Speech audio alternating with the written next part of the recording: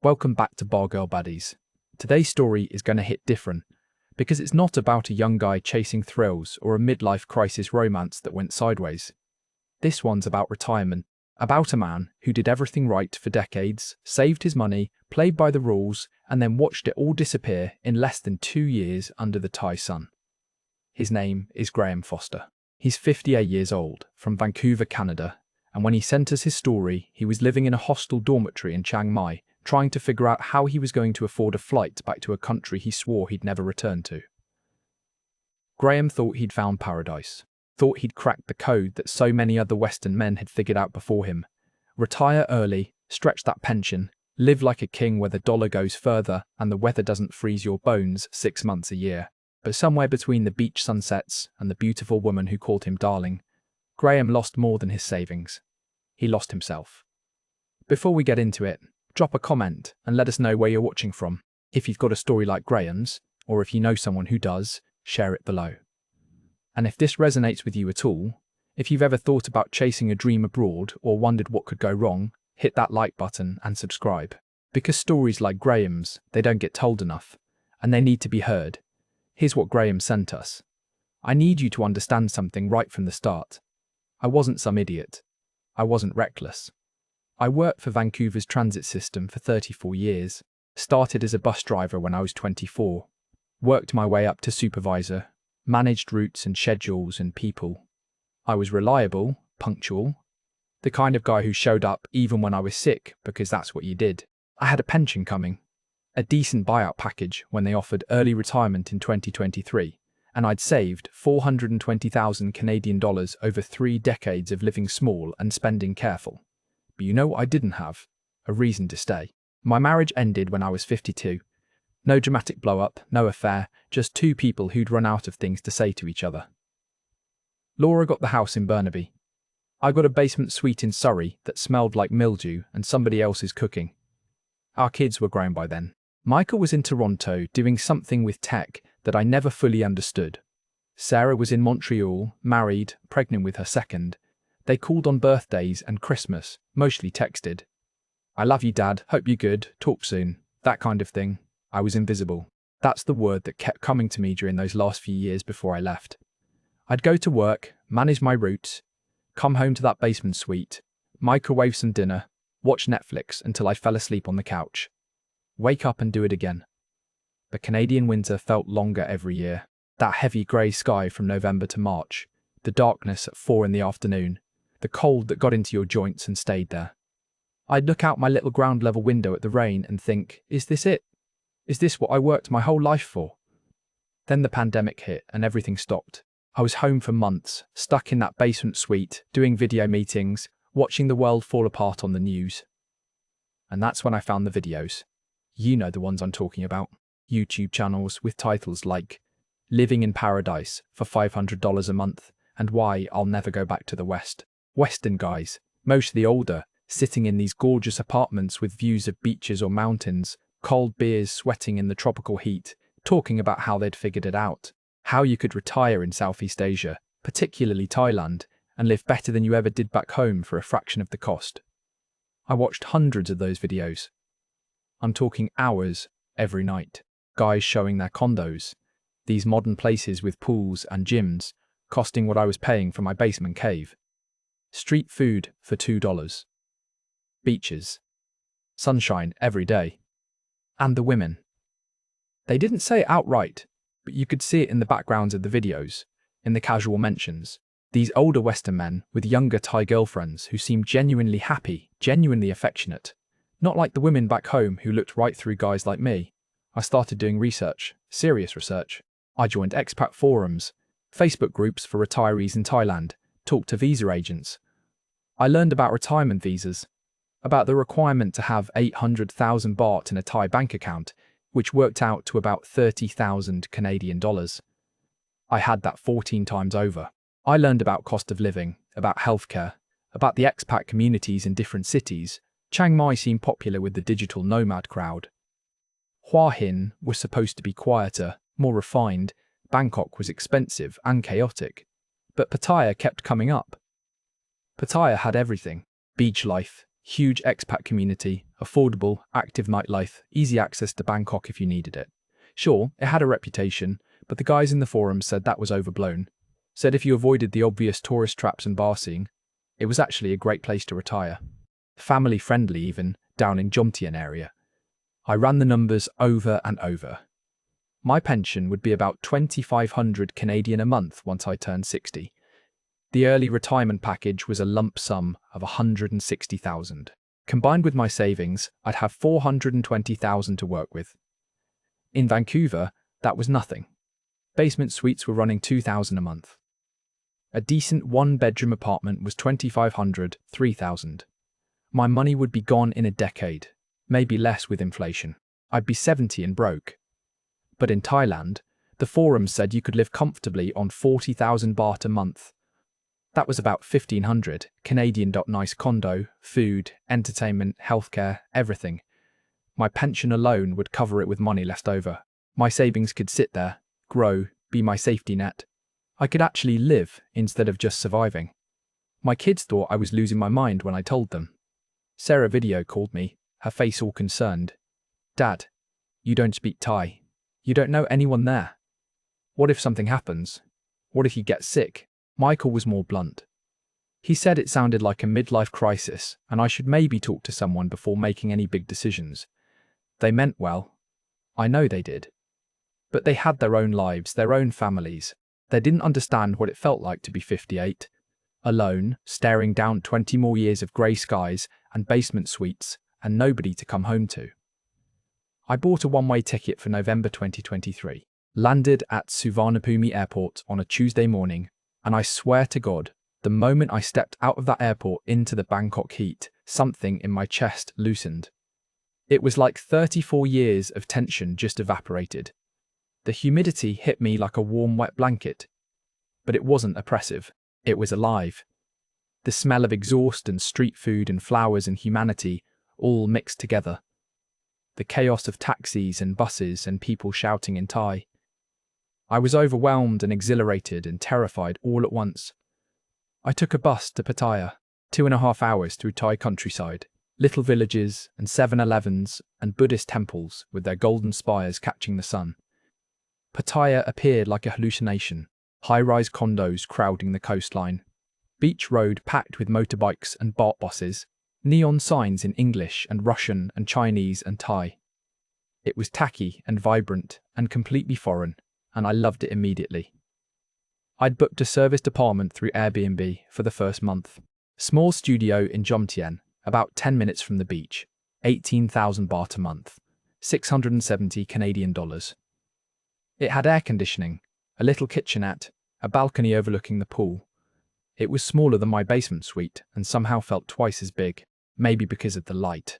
The windows actually got sun. Those first weeks were like being reborn. I'd wake up without an alarm, no schedule to keep, no routes to manage, no winter waiting outside. I'd walk to the beach in the morning, buy Thai iced coffee from a cart for 30 baht, sit on the sand watching the sun climb. The Gulf of Thailand was bathwater warm.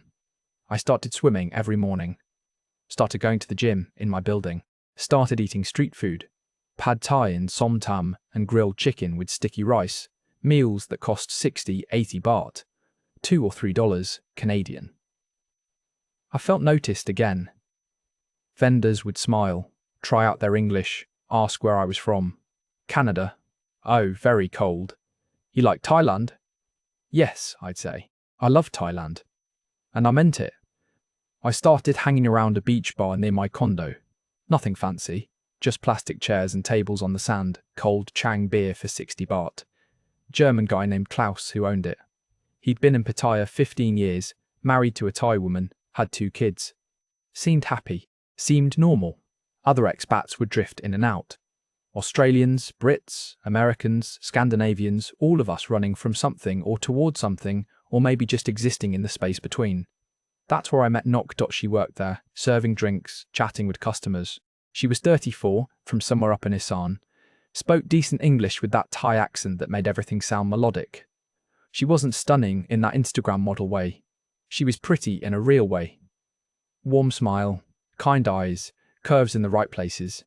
She laughed at my terrible jokes, asked about Canada, about my life, seemed genuinely interested when I told her about my years driving buses, about my kids, about how I'd always wanted to travel but never had the time. We started talking more. She'd sit with me during her breaks, taught me Thai words, sabai sabai, relax, take it easy, mai pen rai, no worries, it's okay. Told me about her family, her mother who was sick, her younger brother still in school. She didn't ask for anything, didn't flirt aggressively like some of the other girls I'd seen working the bars on Walking Street. She was just present. Attentive. She remembered details from our conversations, asked how my day was, made me feel, for the first time in years, like someone actually cared whether I existed or not. One evening, after she finished her shift, I asked if she wanted to get dinner, somewhere away from the tourist restaurants, somewhere she'd actually eat. Her whole face lit up. She took me to this place inland, no English menu, just a Thai woman cooking over charcoal burners, plastic stools, locals eating family style. Nok ordered for us. We ate grilled fish and spicy salads and soup, drank Leo beer from bottles. The whole meal cost 300 baht, $8 Canadian for 2 people.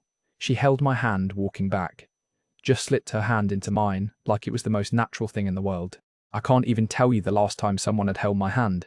Laura maybe, years before the divorce, before we became roommates who tolerated each other.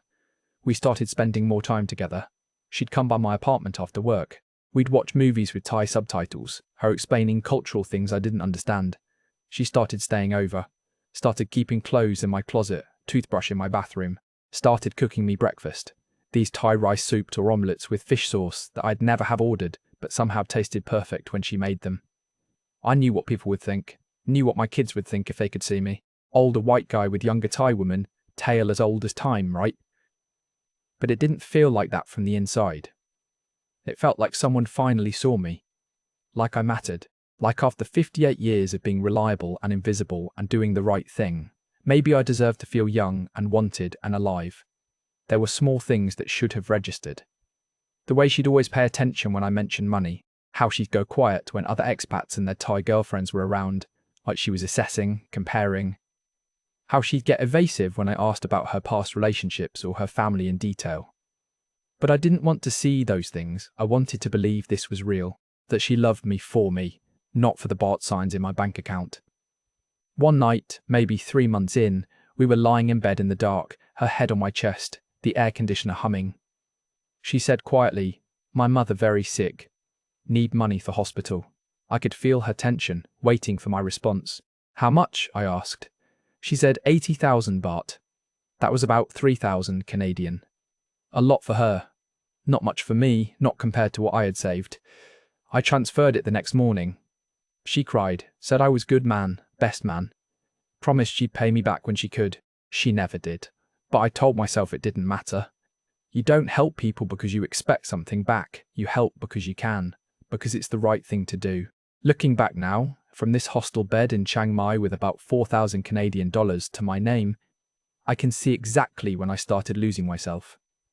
It was that first transfer, that first moment when I proved I'd do anything to keep her happy, to keep her there, to keep feeling like I mattered to someone.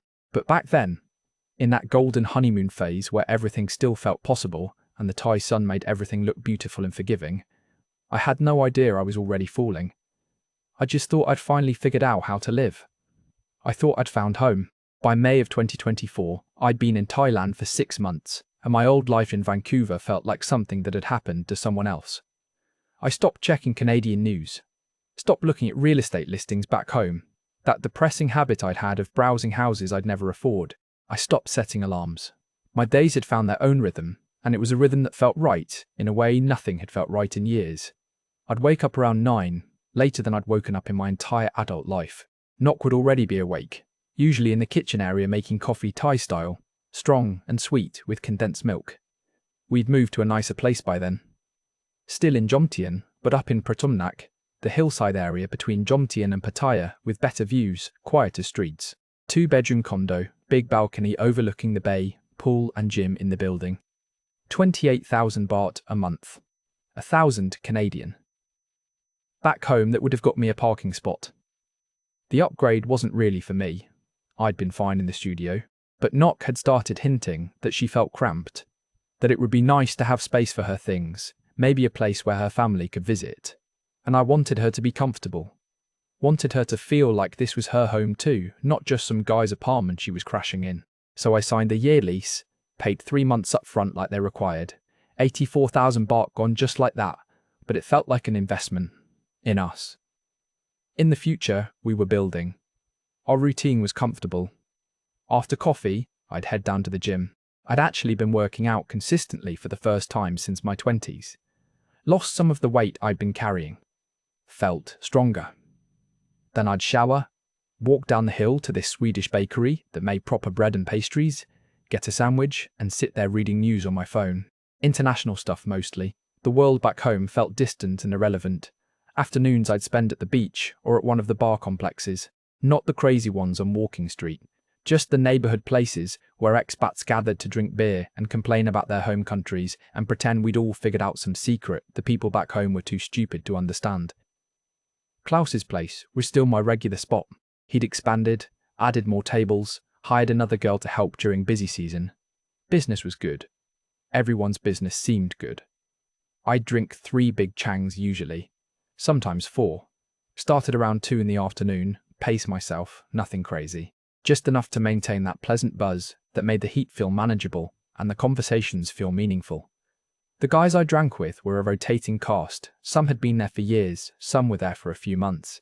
We'd talk about visa runs, about exchange rates, about which restaurants had the best deals, about our women and their families and their endless problems that always seemed to require money. There was this Australian guy, Daz, who'd been in Pattaya for 8 years. He'd pull me aside sometimes when I'd mentioned something Nock needed money for. "Mate," he'd say, "you know what's happening here, right? They all have sick buffaloes. It's the oldest game in the book. Sick mother, brother needs school money, emergency repairs on the family house. It's a formula." But I'd get defensive. "Nock's not like that," I'd say. "You don't know her, you don't know our situation." And Daz would shrug, order another beer, change the subject. But I could see it in his eyes. That look that said I was just another fool, headed for the same cliff they'd all either jumped off or learned to avoid. I stopped hanging around Daz after a while. Stopped hanging around anyone who made me question what I had with Nock. It was easier to drink with the newer guys, the ones still in their own honeymoon phases, who'd confirmed that, yeah, Thai women were different, more genuine, more caring, not jaded and bitter like Western women. We'd convince each other we were the lucky ones. Evenings, Nock and I would have dinner. She'd cook sometimes, these elaborate Thai meals that took hours and filled the condo with smells that made me hungry and homesick for a home I'd never actually had. Other times, we'd go out. She knew every local place, every street cart, every seafood restaurant where the prices were in Thai and the tourists never went.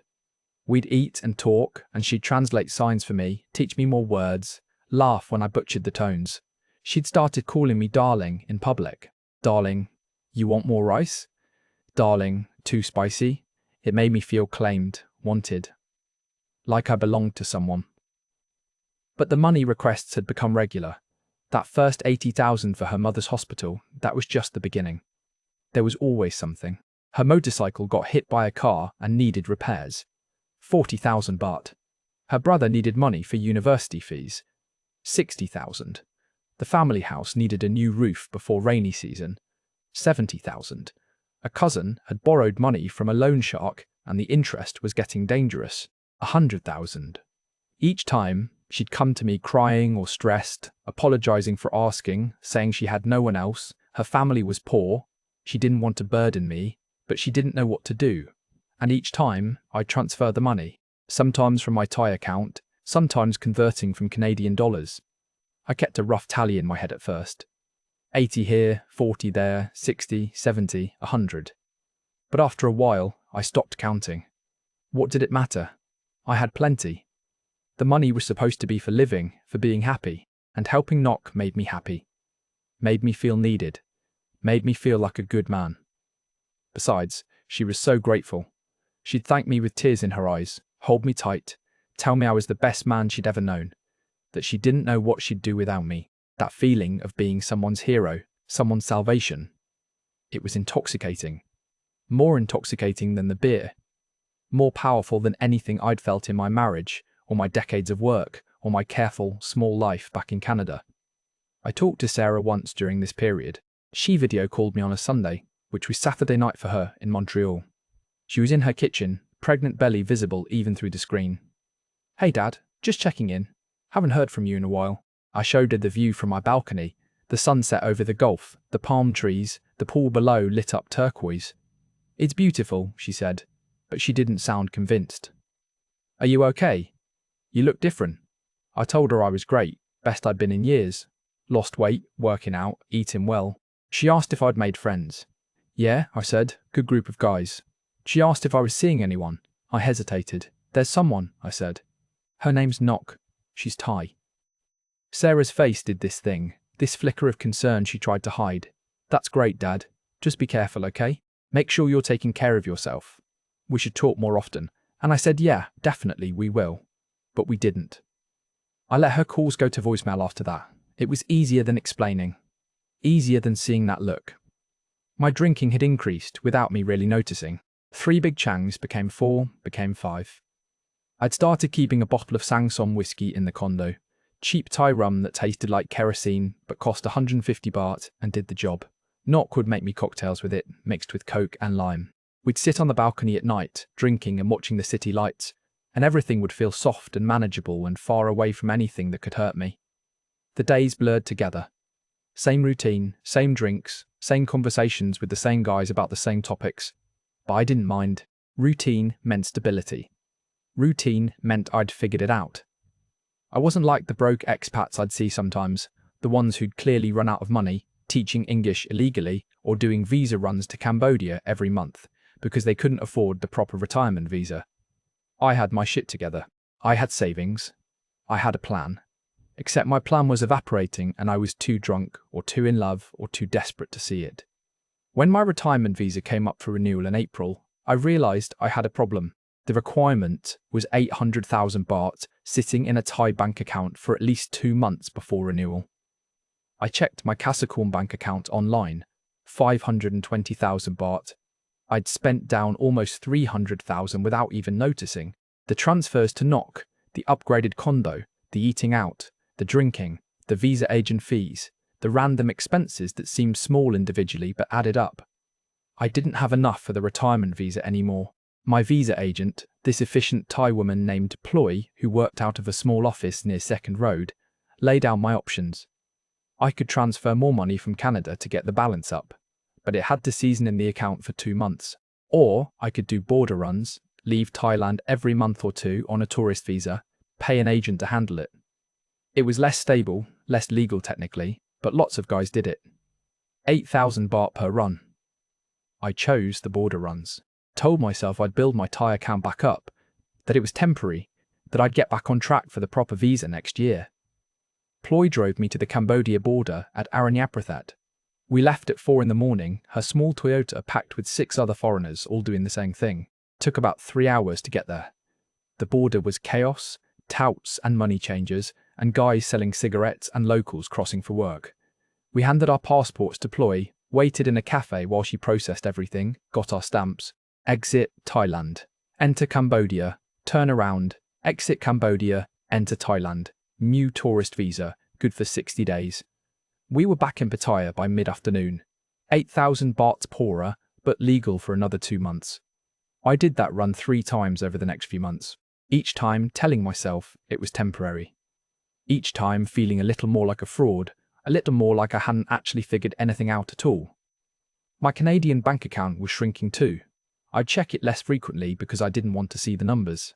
Started at 420,000 when I'd left Vancouver, down to 380 after I bought my ticket and set up in Thailand. Down to 300 after the first few months of transfers to my Thai account. Down to 250 after I upgraded the condo and helped with Nok's emergencies. By July of 2024, 9 months into my Thailand life, I was sitting at around 170,000 Canadian dollars. I burned through $250,000 in 9 months. That's almost $28,000 a month. I couldn't even figure out where it had all gone. The condo was only $1,000 a month. Food and drinks maybe another 1,000. But the rest? The transfers to Nok that I'd stopped tallying. The border runs. The random expenses. The new phone I'd bought her when hers broke.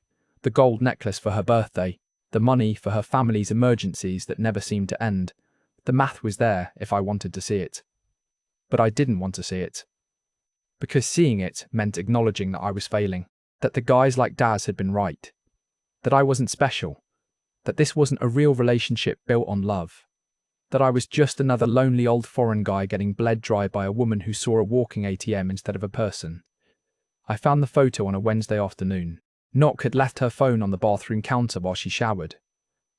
It lit up with a notification, and I glanced at it, not snooping, just reflexive. But the screen showed her photo gallery was open. The thumbnail was Nock in a bikini on a beach, not Jomtien Beach. Somewhere nicer. White sand, clear water, resort cabanas in the background. I picked up the phone. I know I shouldn't have. I know it was a violation of privacy. But something in my gut twisted and I had to look. The photo was dated 3 weeks earlier. Late June. She'd told me she was going home to Udon Thani to help her sick mother for a week. Said her mother had gotten worse, needed surgery, needed help around the house after. I'd given her 60,000 baht for the hospital and the bus ticket and her lost wages from not working. But this wasn't Udon Thani. This was Phuket. I scrolled through more photos. Nock at a beach club. Nock at a fancy restaurant. Nock with cocktails and sunset. And in some of the photos, barely visible, cropped mostly out, a white arm around her shoulder. A man's hand on her waist. Another Farang. Another guy like me. I heard the shower turn off. I put the phone down exactly where I'd found it, screen off like I'd never touched it. Walked out to the balcony, lit a cigarette even though I'd quit years ago, bummed it from a neighbour. My hands were shaking. Nock came out in a towel, hair wet, smiling. You want to go eat? There's a new somtam place near the market. I said sure, yeah, sounds good. We got dressed and went to dinner and I didn't say a word about the photo. We ate papaya salad and grilled chicken. And I laughed at her jokes and held her hand walking back. And the entire time there was this screaming in my head, this voice saying, you know what this is, you've always known, you're just too pathetic to admit it. But I didn't confront her, because confronting her meant it would end. And if it ended, I'd be alone again. Back to that basement suite feeling, that invisible feeling, that sense that my life was just time being killed between waking and sleeping. At least with Nock. Even if it was fake, even if I was paying for it, I felt something. I felt needed. So I pretended I'd never seen the photo. Pretended everything was fine. And I poured another whiskey coke and sat on the balcony watching the lights and told myself tomorrow I'd deal with it. Tomorrow I'd have the conversation. Tomorrow I'd be strong. But tomorrow never came. Because 2 weeks later, I woke up and Nock was gone. And there was no more pretending left to do. I woke up to silence. That should have been my first clue. Nock was always up before me, always had the coffee going, always had music or Thai TV playing in the background. But that morning in early September, the condo was completely quiet, except for the hum of the air conditioner. I rolled over. Her side of the bed was made, not just empty, but made, like she'd never slept there. I got up, checked the bathroom, her toothbrush was gone. The cheap Thai cosmetics she kept lined up on the counter, gone. I walked to the closet. All her clothes, the dresses I'd bought her, the jeans, the shoes lined up on the floor, everything gone. The small Buddha amulet she kept on the nightstand, gone. It was like she'd never existed. I checked my wallet on the kitchen counter. My backup debit card was missing. I kept about 35,000 baht cash in the top dresser drawer for rent and emergencies. I opened the drawer. Empty except for my socks, my laptop that I'd left charging on the dining table. Gone. I sat down on the couch, still in my boxes, trying to process. Checked my phone. She'd blocked me online, blocked me on Facebook. Her phone number went straight to a message in Thai I couldn't understand. I tried to think if we'd fought, if I'd said something, if there'd been any warning. But there hadn't been. Just 2 nights ago we'd had dinner at our usual seafood place. She'd seemed normal, happy even. Had talked about maybe taking a trip to Koh Summit together next month. My hands were shaking when I opened my banking apps. Thai Kasikorn account first. I'd had about 89,000 baht in there, was supposed to get more from my Canadian account to build it back up for the visa. Still 89,000. She hadn't touched it, probably because she didn't have those login details. But my Canadian account, my TD account that I'd had for 30 years, I logged in and felt my stomach drop.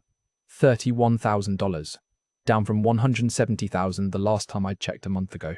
I went through the transaction history with a sick feeling spreading through my chest. Cash withdrawals in Bangkok, 3,000, 4,000, 5,000 at a time. The daily maximum. Purchases at shopping malls, electronic stores, gold shops, all in Bangkok while I was in Pattaya. While she was supposedly at work or running errands or visiting her family, she'd had my backup debit card for weeks. I'd given it to her once when she needed to buy groceries and I was too hungover to go with her. She'd said she'd give it back. I'd forgotten about it. Or maybe I'd chosen to forget about it. Maybe some part of me knew that asking for it back would mean I didn't trust her, and I'd wanted so desperately to trust her. I did the math sitting there on my couch in my underwear at 10 in the morning, still drunk from the night before. Started in Vancouver with 420,000 Canadian dollars, now had 31,000 in Canada, 89,000 baht in Thailand, which was roughly 3,000 Canadian, 34,000 total. I'd burned through $386,000 in 10 months, $38,000 a month, more than I'd made in 2 months driving buses. Gone. Just gone. I was 59 years old with $34,000 to my name, and I was sitting in a condo I couldn't afford in a country where I couldn't work legally, drinking myself stupid every day, and the woman I'd thought loved me had just cleaned me out and disappeared like smoke. I got dressed, walked down the hill to Klaus's bar, even though it was only 11 in the morning. He was there setting up, arranging chairs, saw my face and poured me a chang without asking. "You okay, man?" I told him about Nok. He nodded slowly, didn't look surprised. "You know where she is?" I asked. He shook his head. "She quit here 3 months ago, didn't even give notice, just stopped showing up. I thought you knew, 3 months ago, back in June. Around the time of those Phuket photos. She'd quit her job 3 months ago, but had been leaving the condo every evening in her work clothes, coming back late like she'd been on shift. Where had she been going? Who had she been with? How had I not known? I went to the bar where she'd worked before Klaus's place, the one where I'd first met her. Different owner now, a Thai guy who barely spoke English.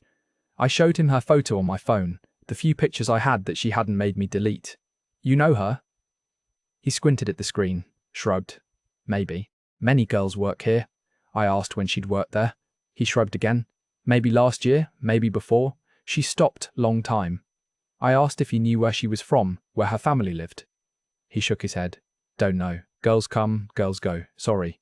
I spent the afternoon drinking at Klaus's place. Daz showed up around 3. The Australian guy I'd blown off months ago for warning me about exactly this. He sat down next to me. "Heard about Nok," he said.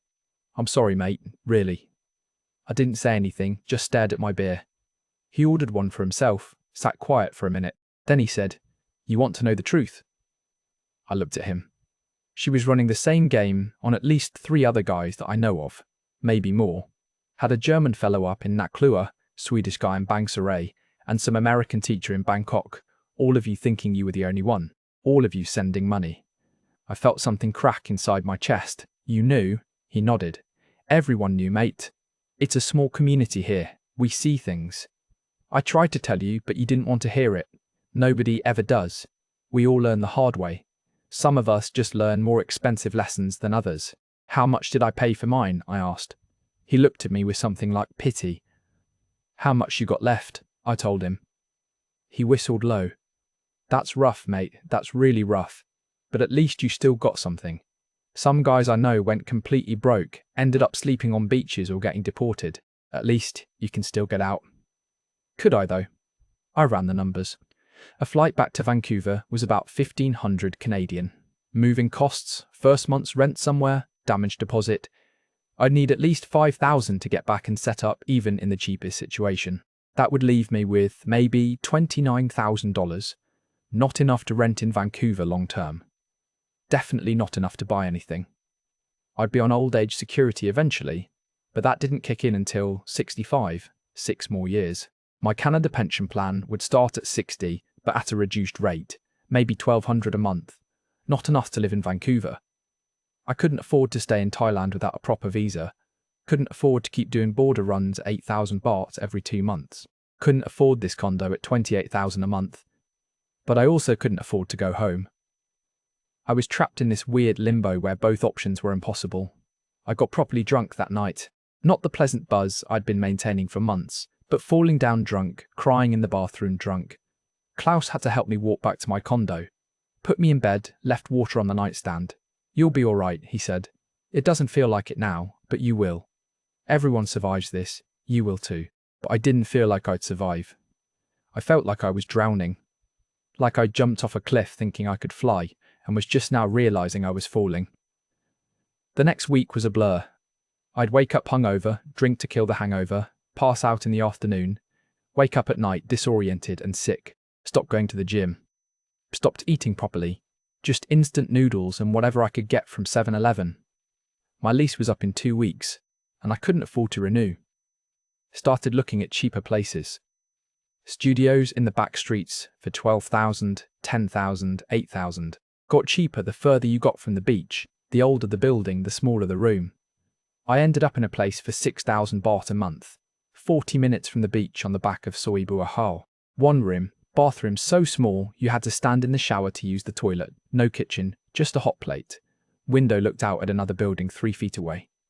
But it was cheap, and the landlord didn't ask questions. I lasted there a month before I couldn't take it anymore. The noise, the smell, the heat, even with the struggling air conditioner, the realization of how far I'd fallen. From a condo with a view to a concrete box that felt like a cell. That's when I found out about the hostels. Chiang Mai had them. Cheap, long-term places where broke expats stayed while they figured out their next move. 4,500 baht a month for a bed in a shared dorm room. Kitchen access, Wi-Fi, meet other people in the same boat. It sounded better than my Pattaya cell, and I needed out of that city anyway. Too many memories. Too many bars where I drunk with Knock. Too many places that reminded me of how stupid I'd been. I took a bus to Chiang Mai in October. 12 hours overnight. 450 baht. Arrived at the hostel in the morning, a converted old house in the Niman Harmon area. The owner was a Thai woman in her 50s who'd clearly seen 1,000 guys like me come through. "How long you stay?" I told her. "Maybe a few months while I figured things out." She nodded. Pay month in advance. No drinking in dorm. Respect quiet hours. My roommates were a rotating cast of damaged men. A British guy in his 60s who'd lost everything in Pattaya, now teaching English illegally for 300 baht an hour, doing visa runs to Myanmar every month. An American in his 50s who'd married a Thai woman from a village, bought her family land and a house, then she divorced him, and he couldn't get any of it back under Thai law. An Australian who'd opened a bar in Phuket, had his Thai partner steal the business through some legal manoeuvring he still didn't understand.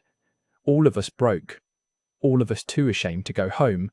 All of us waiting for our pensions to kick in while doing whatever we could to survive. We'd sit in the common area at night, drinking cheap Leo beer from 7-Eleven, swapping stories. It was like a support group for men who'd crashed and burned chasing the Thailand dream. Everyone had a version of the same story. Met a girl, fell in love, gave her money, got bled dry, woke up alone and broke. The details changed, but the arc was identical. One night, I was sitting there with Tom, the British teacher, and he asked how much I'd lost. I told him. He whistled. "That's a good one, mate. I only lost about £120,000. But I was already here 5 years before I met her, so at least I got some good years out of it." Then he laughed this hollow laugh. "We're the lucky ones though, yeah? At least we got out with something. At least we're not dead." That's when I realized how low the bar had gotten. The measure of success was not being dead, not being completely penniless, not being in Thai prison or deported or disappeared, just surviving with some scraps of dignity left. I started writing this email to you from an internet cafe near the hostel. Took me 3 days to get it all down. I don't know why I'm telling you this. Maybe because I need someone to hear it who won't judge. Maybe because if my story keeps one other guy from making the same mistakes, then at least something good came from it. I've got a flight booked back to Vancouver for the end of November. Used the last of my savings, $3,400 for the ticket. I'll have about 25,000 Canadian left when I land. My cousin in Kelowna says I can stay with him for a while, sleep on his couch until I figure something out. Maybe I can find part-time work, something under the table. I've got 2 years until I can start drawing CPP early, 6 years until old age security. I'll never own property again, never retire comfortably, never travel. My 50s were supposed to be my golden years, and I spent them getting drunk in Thailand and getting scammed by a woman whose real name I probably never even knew. My kids don't know yet. Sarah's been texting asking if I'm okay, saying she's worried. I've been telling her everything's fine. I don't know how to tell her I'm coming home broken. That her dad, who spent 34 years being responsible and careful, threw it all away in 10 months of being desperate and lonely and stupid. Because that's what I was, stupid. Not the Thailand stupid that people think. Not the bar girl stupid that's easy to mock. The stupid of being so lonely that you'll believe anything. So desperate to feel wanted that you'll ignore every red flag. So scared of growing old alone that you'll pay any price for the illusion of love. Thailand didn't do this to me. Knock didn't do this to me. Not really. I did this to myself. Thailand was just the stage. Knock was just the actress. But I wrote the script. I chose to not see what was obvious. I chose to keep giving money even when I knew something was wrong. I chose to drink myself numb rather than face reality. Every step of the way, I chose this. People back home will say I was scammed, that I was a victim. And maybe there's some truth to that. But mostly, I was just a lonely man running from pain instead of dealing with it. I thought I could escape to paradise and leave all my problems behind. But you can't. Your problems follow you. And if you're running from yourself, you'll never run far enough. The sunset from this hostel rooftop in Chiang Mai is beautiful. Orange and pink over the mountains, temples catching the last light, that perfect tropical warmth as the day cools. It's the same sunset I saw from my balcony in Jomtien that first month when everything felt possible.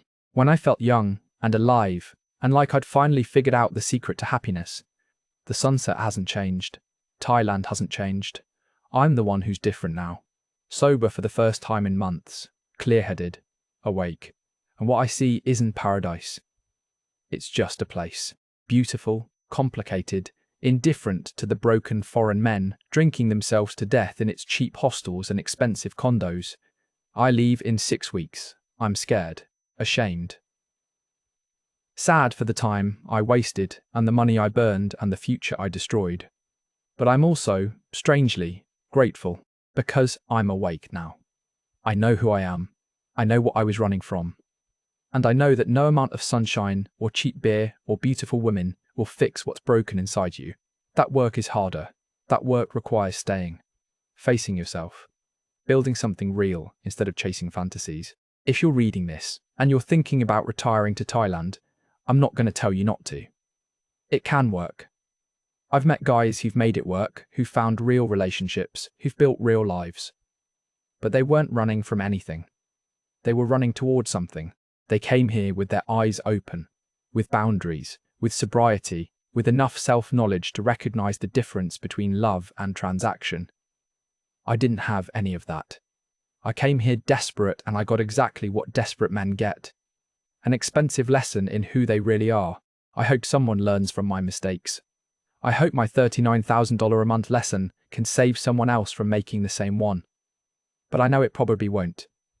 Because the thing about being lonely and desperate is that you can't hear warnings. You can only hear hope. And Thailand is very good at sounding like hope, when all you want is somewhere to belong.